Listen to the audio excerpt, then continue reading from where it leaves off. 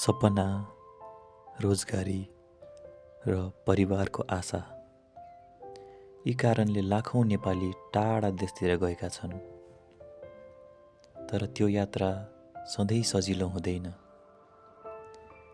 केहीले फर्कन्छन् सफलता लिएर, तर धेरैको यात्रा सजिलो हुँदैन। केही चोट र ऋण लिएर फर्कन्छन्, केही त कहिल्यै फर्किँदैनन्। यो कथा हो नेपालका वैदेशिक मजदुरहरूको लुकेका जीवनको।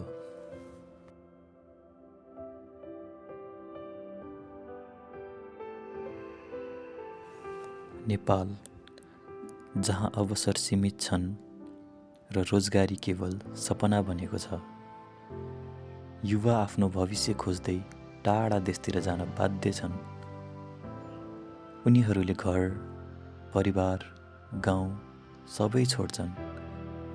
तर ती यात्राले केवल व्यक्तिगत मात्र होइन, देशको अर्थतन्त्रमा पनि ठुलो प्रभाव पार्दछ।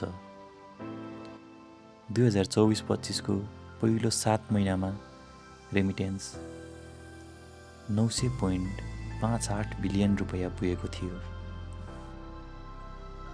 रेमिटेन्सले घर त चलाउँछ, तर दीर्घकालीन रोजगार चुनौती अझै पनि रहिरहन्छ।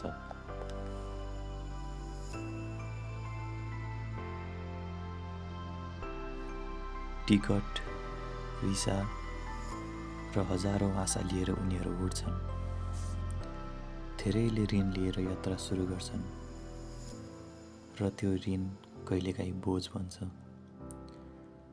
2024-25 को पहिलो महिनामा करिब 60,000 नेपालीले विदेशी रोजगारको यात्रा सुरु गरे। यात्रा सुरु भएसँगै वास्तविकता आँखा अगाडि आउँछ।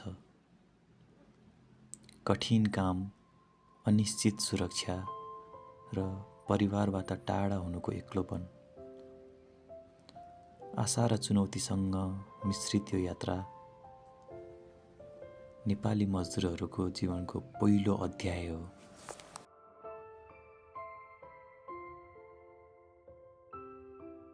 पहिलो महिनामा आशा भरिएको हुन्छ, तर वास्तविकता लामो समय काम, न्यून सुरक्षा र कहिलेकाहीँ जीवनकै जोखिम। 2025 मात्र 1401 नेपाली मजदुर विदेशबाट फर्किए मृत्युपछि। कामका चुनौती र जोखिमले उनीहरूलाई मात्र होइन, अरू लाखौँ जीवनमा असर पारिरहेको छ।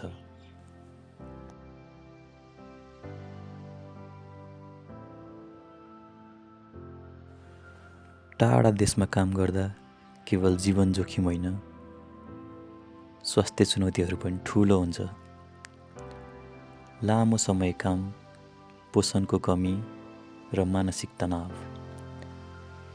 हृदय रोग, मोटापा, मानसिक स्वास्थ्य समस्या र थकान। 2025 मा करिब 85,000 मजदुरहरूले स्वास्थ्य समस्या रिपोर्ट गरे। तर केवल स्वास्थ्य मात्र होइन, परिवारसँग बिताउने समय गुमाउँछन्। धेरै बुबाहरू आफ्नो छोराछोरीको बाल्यकाल देख्न पाउँदैनन् र जब अवसर गुम्छ, देशले पनि लाखौँ मानवीय क्षमता गुमाउँछ।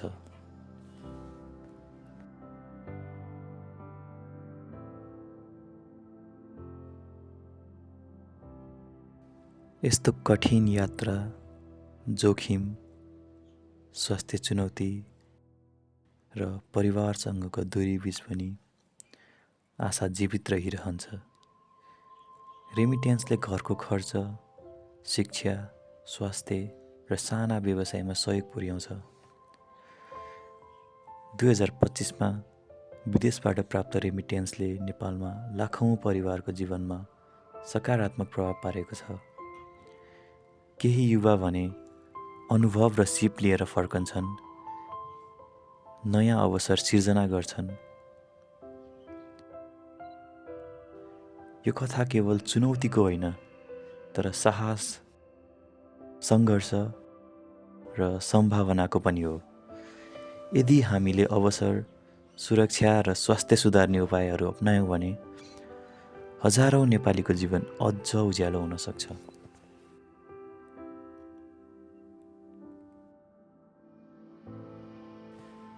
यदि तपाईँलाई हाम्रो कथा मन पर्यो भने कृपया यो भिडियो लाइक र सेयर गर्नुहोस् र भविष्यमा यस्तै साँचो साँचो नेपाली कथाहरू देख्न चाहनुहुन्छ भने हाम्रो च्यानल कथा नेपाललाई सब्सक्राइब गर्नुहोस् र बेल आइकन थिच्नुहोस्।